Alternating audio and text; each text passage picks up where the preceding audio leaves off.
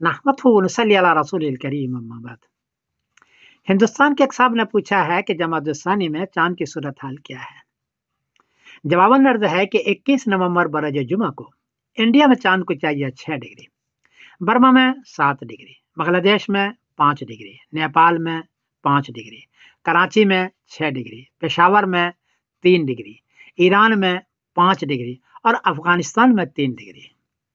चांद 10 डिग्री में नजर आता है, यहाँ 5 डिग्री और 3 डिग्री है, इसलिए चांद नजर नहीं आएगा।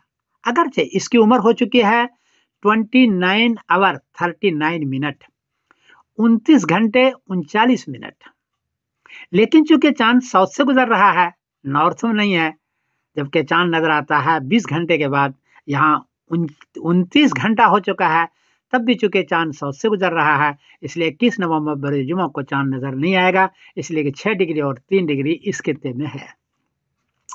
22 नवंबर बरोज शनिचर को इंडिया में चांद को चाहिए 15 डिग्री, बर्मा में 16 डिग्री, बांग्लादेश में 14 डिग्री, नेपाल में 13 डिग्री, कराची में 14 डिग्री, पेशावर में 10 डिग्री, ईरान में 13 डिग्री और अफगानिस्तान में 10 डिग्री। चांद 10 डिग्री में नजर आता है, यहाँ 10 डिग्री से ज्यादा है, इसलिए 22 नवंबर बरोज शनिचर को नजर आएगा।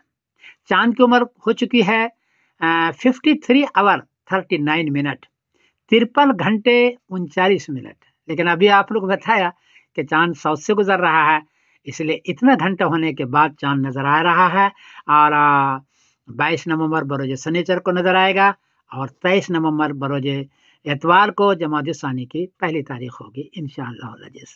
इत्तलान अर्ज कर दूं कि सऊदी अरबिया जो मुल्क का कैलेंडर है, उसमें 22 नवंबर बरोज शनिचर को जमात-उस-सानी की पहली तारीख लिखी हुई है। ये तो दोनों की तारीख मैंने बता दी, आप हजरात नोट कर लें। मैं समरुद्दीन कासिम बोल रहा हूँ मैनचेस्टर इंग्लैंड से। अस्सलाम वालेकुम व रहमतुल्लाहि व बरकातहू।